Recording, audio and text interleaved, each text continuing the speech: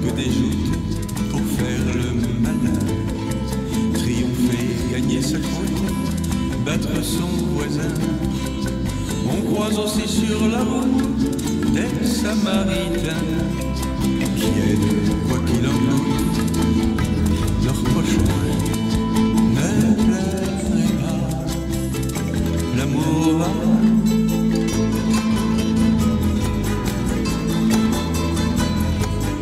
Et selon qui la relance, ta vie chaque jour. Mais c'est la belle espérance de l'amour. Ne pleurez pas, l'amour va.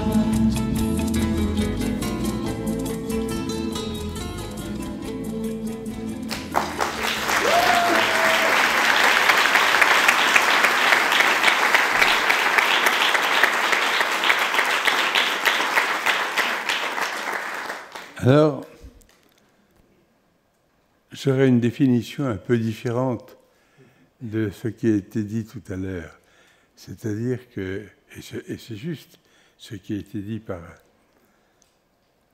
Pierre-Yves, c'est vrai. Quand on regarde tout ce qu'il y a eu derrière, on se dit, mais dans l'avenir, il ne peut pas y avoir que du mauvais. Donc ça crée l'espérance. Mais je crois que c'est plus que ça. Je crois que c'est une force qui, peu à peu, nous habite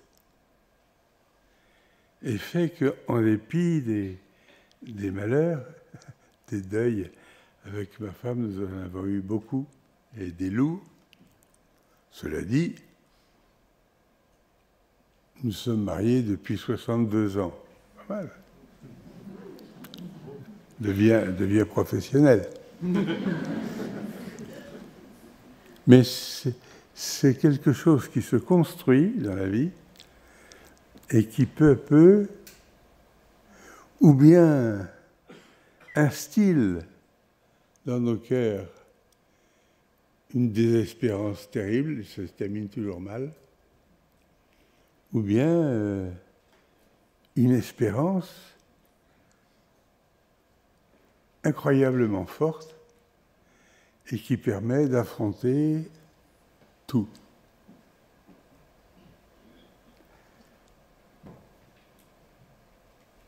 Aristote disait « c'est le rêve d'un homme éveillé ».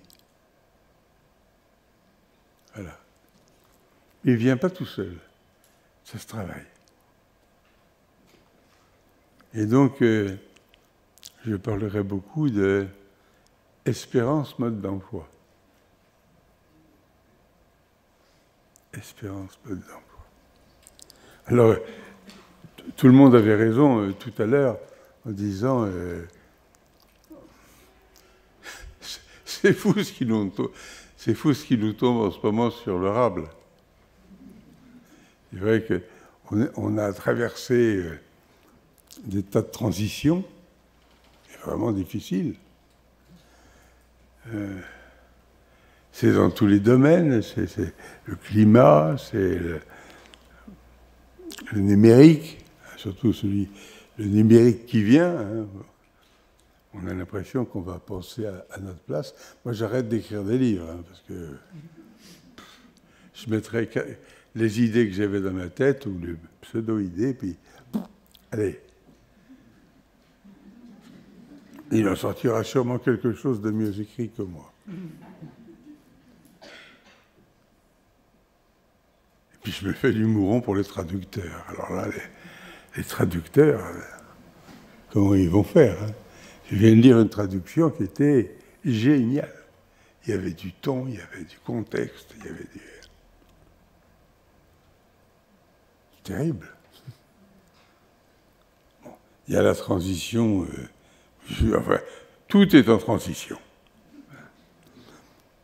Tout ça en même temps avec une économie qui se barre, on n'a pas de finances, on n'a presque pas de Premier ministre.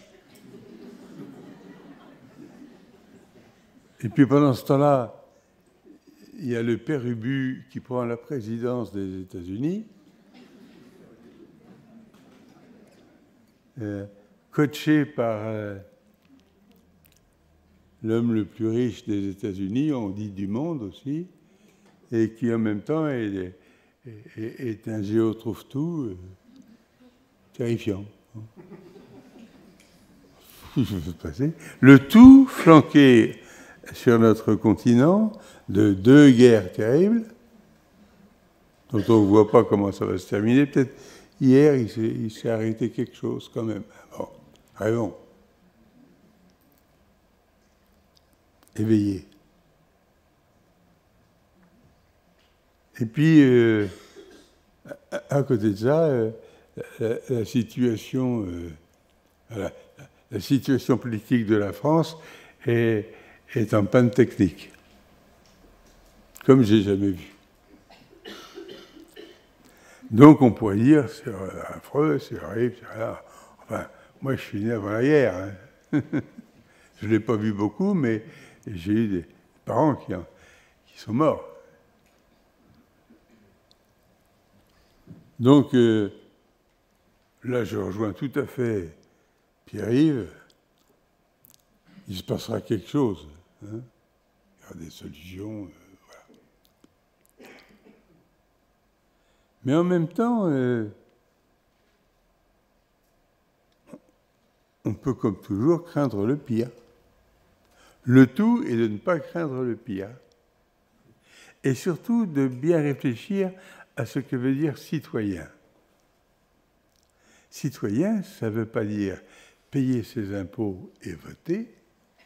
Ça veut dire citoyen, je suis en charge avec mes copains à côté de ce qui ne va pas très bien dans mon bassin de vie.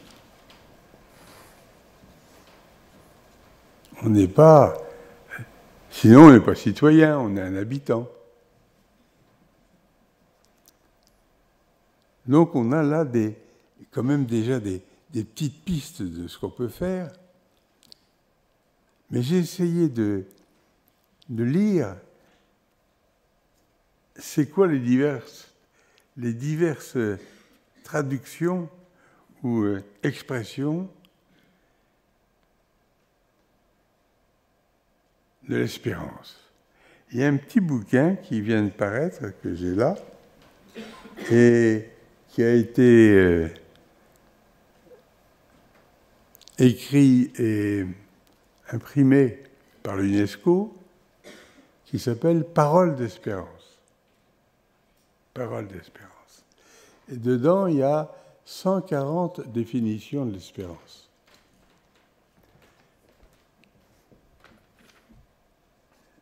C'est celui-là. Ah, merci. Merci. Paroles d'espérance. Et j'ai essayé de retrouver quelques paroles d'espérance parmi celles qui étaient, à mon avis, les plus originales. Elles étaient presque toutes différentes. C'est-à-dire que ma définition de l'espérance, elle était dedans aussi parce que je ne sais pas pourquoi il m'avait pris. Bon. Mais parce que c'était la bonne. Mais je vais vous en lire 5 et vous verrez combien c'est une construction forte à l'intérieur de soi-même.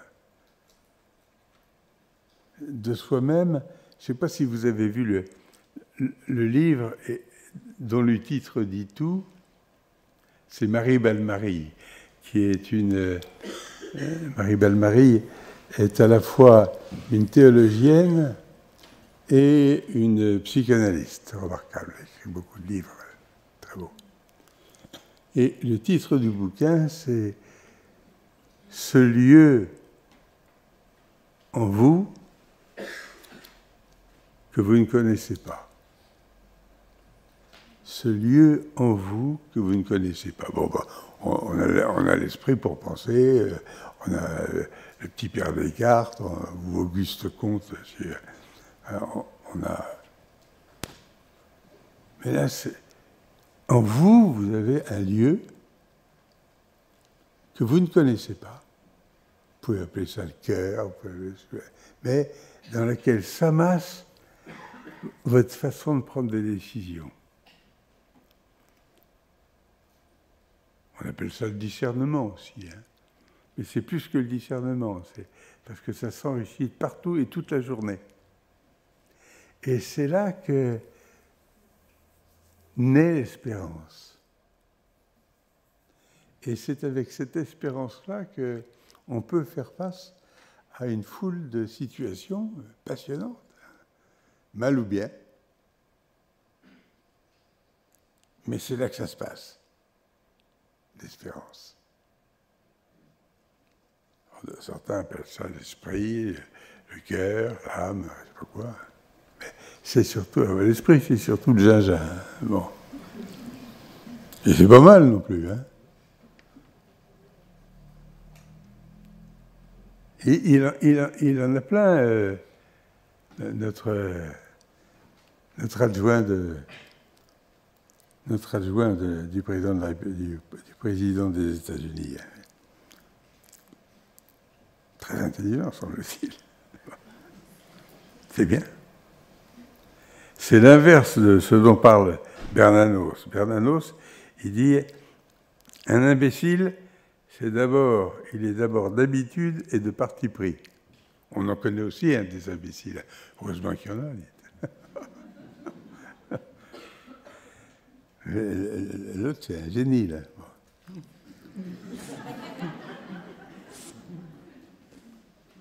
Mais on a tous quand même une petite part d'imbécile. J'espère bien qu'il l'a aussi.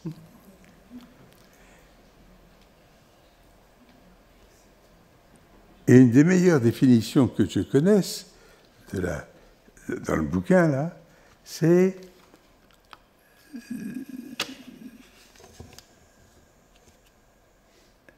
de dire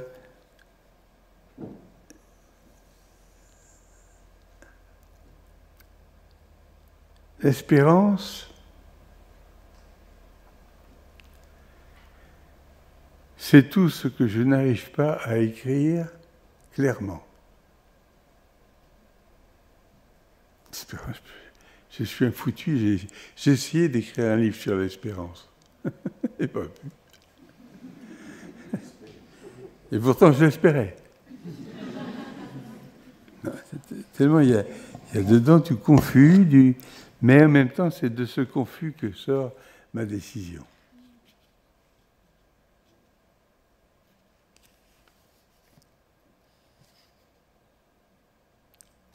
Mitterrand qui était un agnostique, hein, donc on ne parle pas d'Église, là. On pourrait en parler. Et moi, j'en parle. Je ne veux pas emmerder le monde. Lui, il disait, Mitterrand, sur le soir de sa vie, « Je crois en ce qui nous dépasse, je crois aux forces de l'esprit. » Vous vous souvenez de cette phrase? Cet homme qui avait joué les distanciés de l'Église, hein, ou en tout cas, pas distanciés de l'Église, distanciés du spirituel. Tout se fait différent. Il disait, voilà, je crois aux forces de l'esprit. Mon ami Edgar Morin, qui lui aussi a, en faisant sa théorie de la complexité, en permanence, il n'y avait pas de Dieu qui intervenait là-dedans. Mais dans son dernier petit bouquin, oh, tu peux me le donner, j'ai mis. Je te glisserai une pièce. Je t'ai connu plus généreux. Edgar Morin, il vient d'écrire cette année, au mois de mai, il vient de publier Graines de sagacité, 103 ans. Il a sûrement de l'espérance. En tout cas, de vivre longtemps. Et il dit... il il y a un temps pour tout. Voilà. Il dit, je crois à l'inexplicable. Je crois à l'inexplicable, au sacré, au mystère, à la permanence historique de l'amour. Si ce n'est pas de l'espérance, ça, c'est de l'espérance. Je lui enverrai ma chanson. Une graine de sagacité. Et puis il ajoute aussi dans celui-là, dans ce petit bouquin, chacun porte en lui le secret du monde et personne ne le connaît. Chacun porte en lui le secret du monde et personne ne le connaît. L'espérance, c'est une partie du secret du monde. Et on l'a. Et c'est un agnostique qui dit ça. Il s'en passe des choses. On va pas... quand on lit des trucs comme ça, on ne va pas se mettre à pleurer sur le père Ubu. C'est beaucoup plus beau tout ça. Beaucoup plus beau. Et puis, il y a Guy Béard. C'est l'espérance folle qui lui console de tomber du nid, hein, quand on tombe dans les problèmes, dans les soucis, dans le dur. C'est l'espérance folle qui nous console de tomber du nid. C'est plus léger que Morin, hein. Mais c'est quand même pas mal. C'est l'espérance folle. Il y a une femme qui me touche énormément, que j'aime beaucoup, parce qu'elle a aussi une grande... C'est Sylvie Germain. Je ne sais pas si vous avez lu des livres de Sylvie Germain. Elle avait écrit en 1989 « Jour de colère ».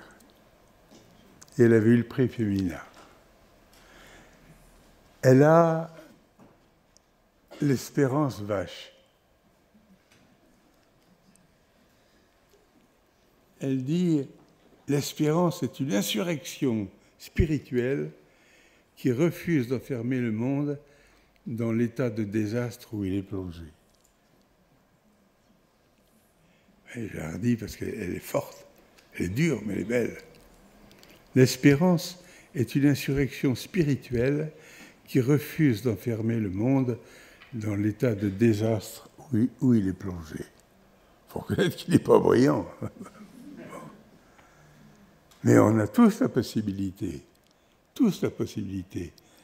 de dire « j'accepte pas ça ». Et donc, comme je suis que moi, mais que j'ai des copains, eh bien, sur tel sujet, voilà comment on va se battre. Parce que j'ai l'espérance. Un autre, c'est un Allemand. Oui, même les Allemands. Hein.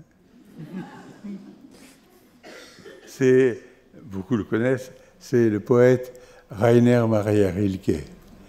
Rainer Maria Rilke, c'était le copain de Rodin, et il écrivait des morceaux, ce qu'il appelait des fragments, un peu des haïkus, hein, mais en un peu plus gros, Il voulait que ces fragments puissent vivre par eux-mêmes, c'est laïus, et il appelait ça, il voulait que ce soit abgerundet. En allemand, ça veut dire rond sur soi-même. Il pouvait, comme les haïkus, ça n'existe pas, par soi-même. Voilà. Et il disait, écoute en nous l'espérance, ce courant d'éternité qui emporte les âges. Le voileux que je suis, ou que je fus, dirait, c'est un vent porteur. Un vent porteur, voilà. On est emporté par un vent porteur.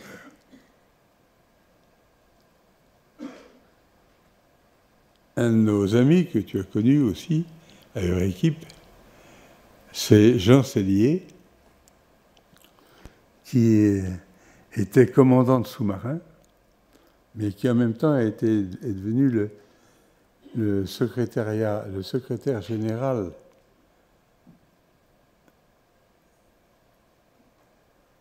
d'une grande organisation de conférences chrétienne, voilà. Et qui dit, et il a surtout présidé l'ILO, accent LOD, c'est une association qui accueille les sorties de prison.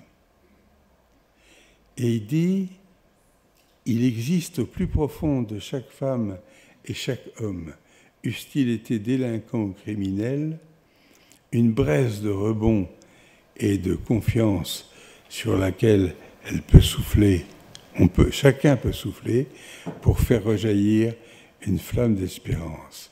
L'espérance est dans le prochain, elle dépend de chacun d'entre nous. C'est à nous de faire surgir l'espérance qui est chez des gens qui sont désespérés.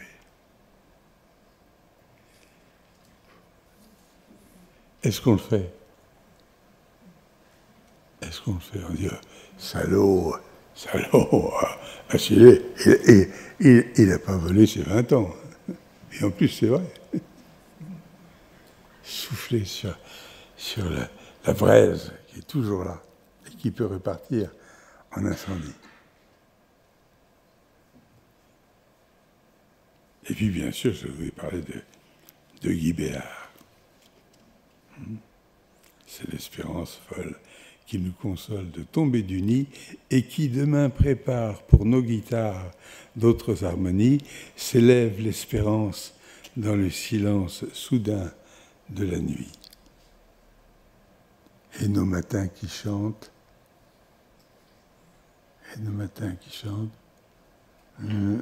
préparent nos soirs éblouis. En permanence, ça bouge, ça change. Si on y croit, mais on y croit quand on a tellement travaillé et tellement souffert pour les fabriquer en soi. Alors, l'espérance mode d'emploi, je vais vous raconter 3 expériences. Une qui n'est pas personnelle, parce que quand même, je suis né après la guerre de 14.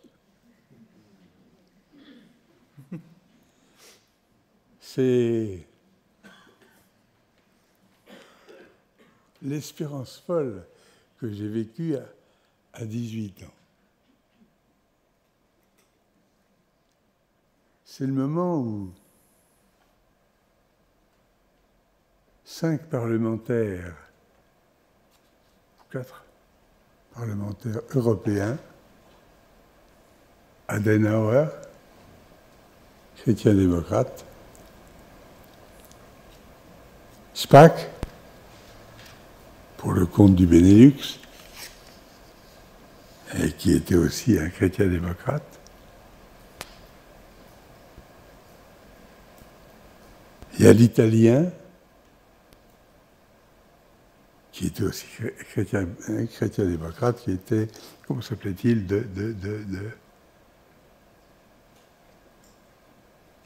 j'en vois qui travaille. Je vais vous le donner. Et puis, merci à toi.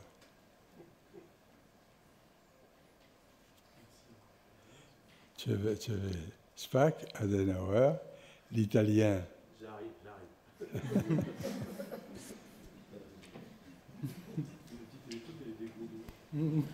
Mais tu sais t'en servir.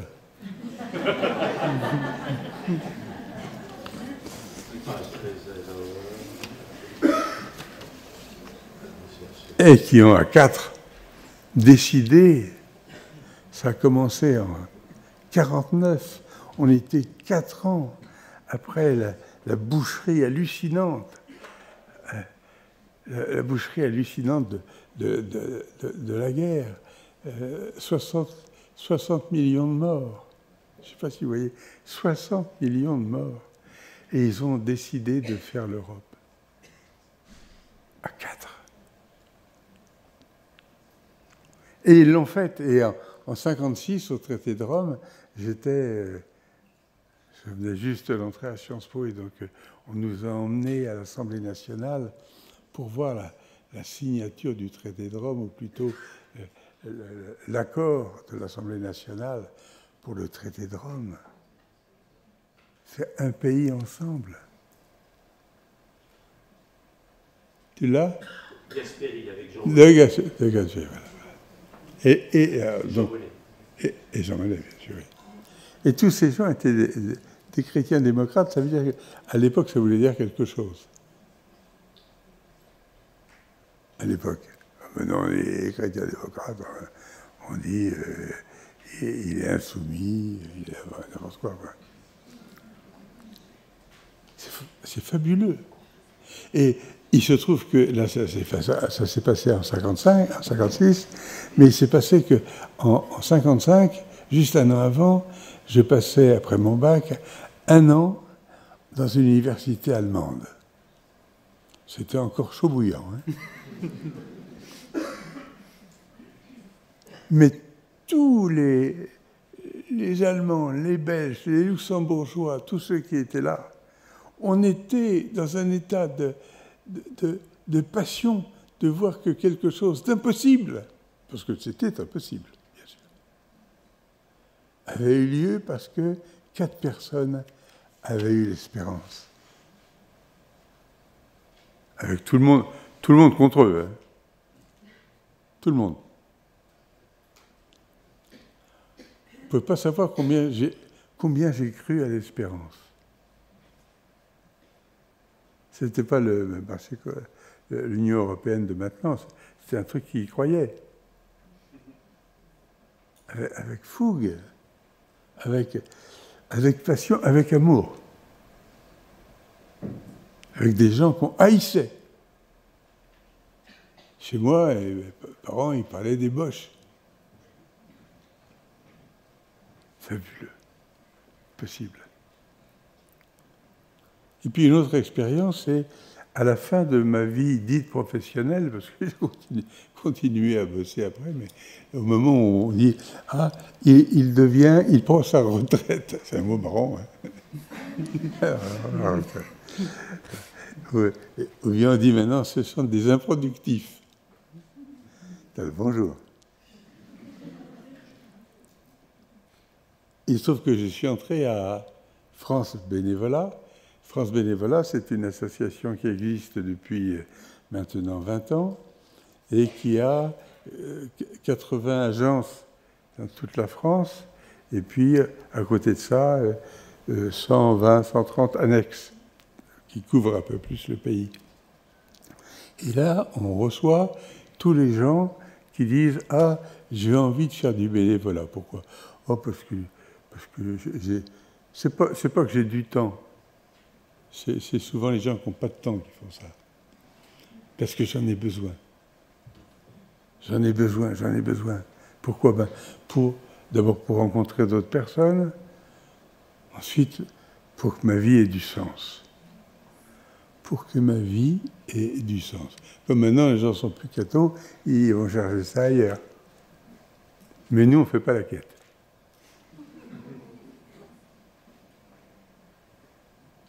Terrifiant. Hein. Et puis, à force de démarrer en bas, je suis devenu président national de France Bénévolat. Ça nous fait 1000 bénévoles dedans, et qui reçoivent dans ces agences des gens qui viennent, je voudrais faire du bénévolat, mais je ne sais pas quoi faire. Alors on les accouche, c'est quoi, t'es qui, qu'est-ce que tu cherches, etc. Et puis ensuite, on les met, on a une énorme plateforme et avec à peu près 8000 associations qui sont dedans. Beaucoup sont d'ailleurs de de nos partenaires, voire pour certains des membres de notre conseil d'administration, et on les met en relation, une fois qu'on a compris qui est le gars ou la fille qui veut faire du bénévolat. On sait à tout moment avec notre plateforme qui à Célestat ou à Donzenac ou n'importe où en France, est-ce que la Croix-Rouge cherche qui? Là. Les Restos du Cœur cherchent qui? Là. Le Secours catholique cherche qui? Là. Le Secours populaire cherche qui? Là. Et on les met en relation et on les accompagne. Hein, c'est pas qu'une plateforme, il y a quand même, il y a du mythique, il y a un peu d'amour là-dedans. Hein. Parce que sans ça, ça marche pas bien. Voilà.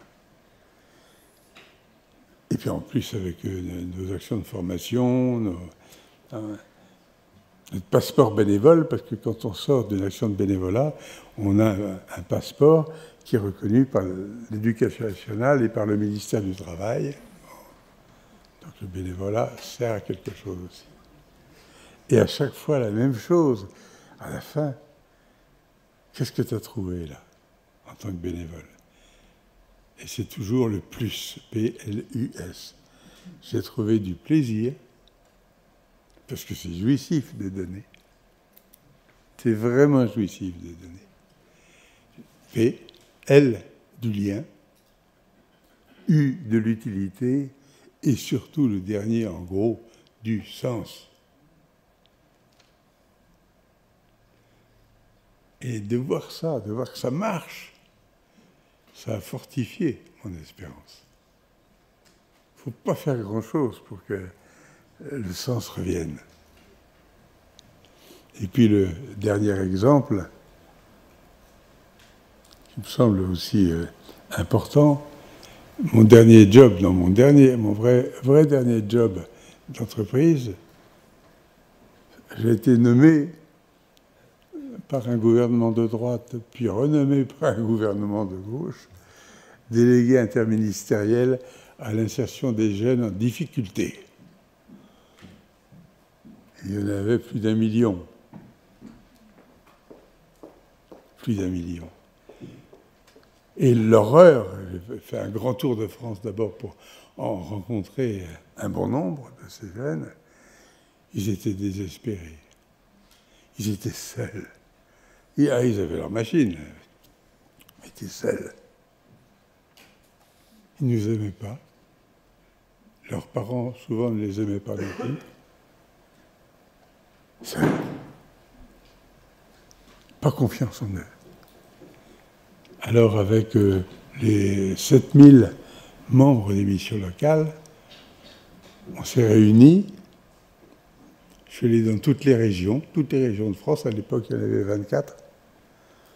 Et puis, avec à la fois les directeurs et directrices des missions locales, avec ce qu'on appelle les conseillers, avec les préfets, avec les chefs d'entreprise du coin, ceux qui comptaient. Beaucoup le CJD, le Centre des jeunes dirigeants. Beaucoup. Alors on a réfléchi à qu'est-ce qu'il faut qu'on fasse avec eux. Puis ensuite, on les a mis dans nos ateliers. Et puis, on a découvert que ce qu'il fallait, c'était qu'ils retrouvent confiance en eux. Confiance en eux. Qu'ils voient des adultes qui faisaient attention à eux. On a mis à la tête de chaque mission, à côté de la patronne ou du patron de mission locale, on a mis des parrains qui venaient de l'entreprise, et on a réussi à ce que ça marche, en tout cas qu'on recrée du dynamisme et de la vie. Et on l'a fait avec beaucoup de bonheur. Hein. Je signale d'ailleurs qu'il y a eu quelques organisations qui ont été particulièrement positives là-dedans. J'ai évoqué le CJD, Centre des jeunes dirigeants, très vivant, très... Hein. et puis des 10 ministres que j'avais, parce que quand on est délégué interministériel à l'insertion de n'importe quoi, on est accroché à 5 ministres. Mais évidemment, comme on n'a pas de budget, et que dans un gouvernement, ce qui compte, c'est d'avoir un budget, tout repose sur l'affectio societatis. Alors, j'ai fait copain avec beaucoup d'entre eux. Je reconnais que des 10 ministres, la personne qui m'a le plus aidé, accompagné, mouillé sa chemise, hein, ça va vous surprendre peut-être, c'était Martine Aubry. Et elle avait du mérite puisque j'avais été nommé par un gouvernement de droite et que j'avais été renommé dans le gouvernement Jospin et que donc j'ai été louche. Mais elle m'a vraiment aidé, formidablement. Voilà. Alors, je vais conclure là-dessus.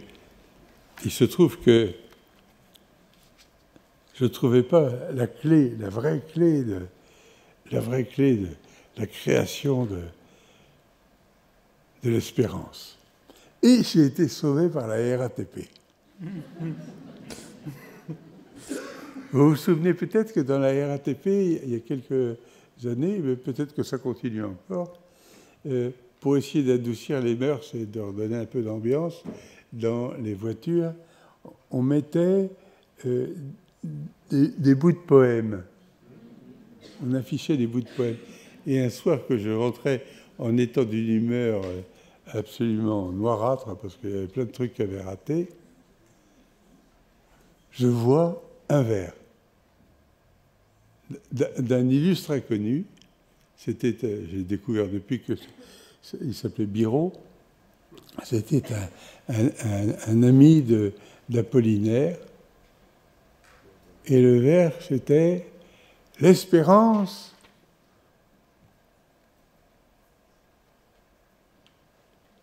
C'est une lampe de poche. Alors je me suis demandé, mais qu'est-ce que ça veut dire?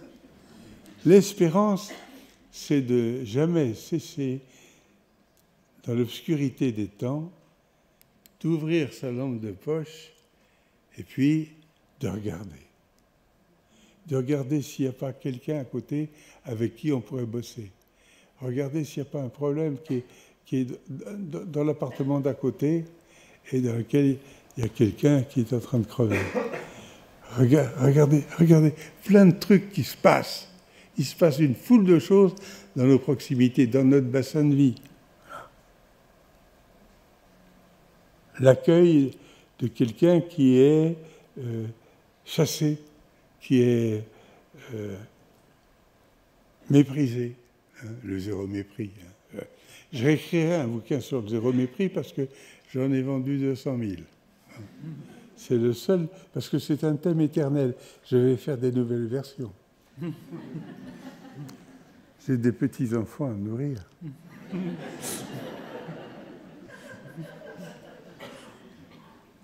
Et donc, regardez avec ça. Toujours ouvrir sa lampe de poche dans l'obscurité des temps. Parce qu'on va trouver quelqu'un qui est prêt à bosser avec vous. On va trouver une problématique dramatique que personne ne traite et qu'on peut traiter. Il n'y a pas des ministres de tout. Ils ont beau faire, hein. Il n'y a pas des ministres de tout. Et là, on peut essayer, on travaille dessus. Surtout si on n'a pas de temps. Je rappelle, les gens les plus généreux que je connaisse n'ont pas de temps. La bonne excuse, c'est non. Je n'ai pas que ça à m'occuper. J'ai pas que ça à m'occuper, d'accord. Le monde continue pendant ce temps-là. Voilà. Et puis je vais terminer avec, comme j'avais fait la dernière fois, il y a 2 ans, il y a 3 ans, je voudrais vous donner 5 mots commençant par un E, 5 mots commençant par un E, et qui sont des trucs dont il faut se souvenir pour développer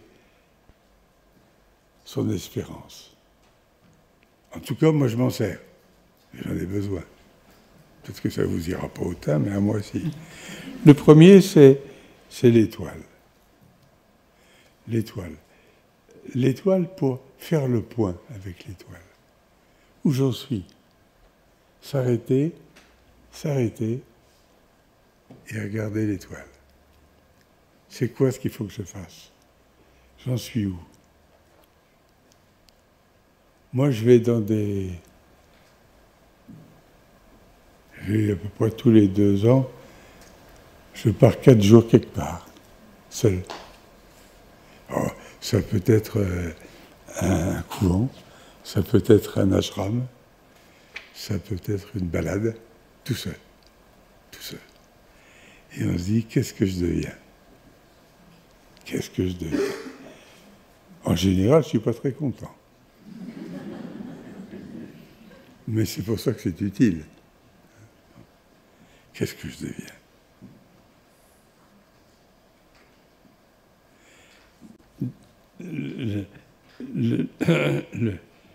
Le grand... Un grand philosophe et surtout romancier chrétien disait, déjà en 1940, il disait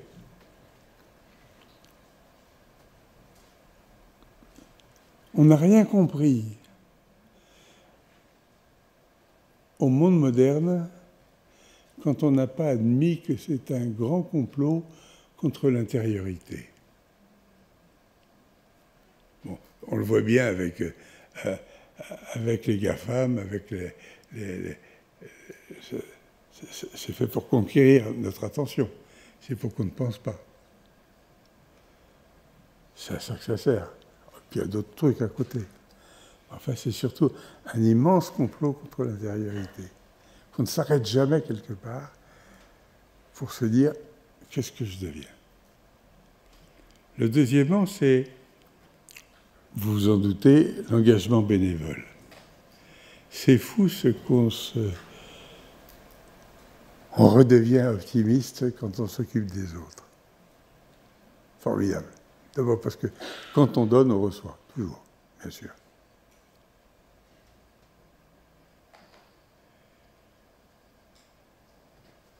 Y compris des pots de sang sur la gueule. Ça arrive aussi, hein. Faut pas... Quatrièmement, c'est écouter. Écoutez.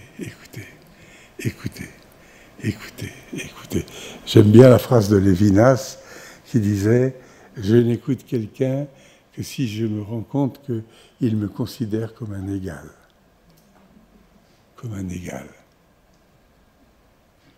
Jamais de mépris. Ça coûte très cher. Et puis, le dernier que je voulais donner, le dernier E, c'est éclairage avec lampe de poche. Regardez dans l'ombre. Qu'est-ce qui se passe dans l'ombre? Où sont les souffrances? Comment je peux les aider? Et puis, pour le passage à l'action, j'ai été pas mal nourri par Sœur Emmanuelle. Yallah. Je vous remercie.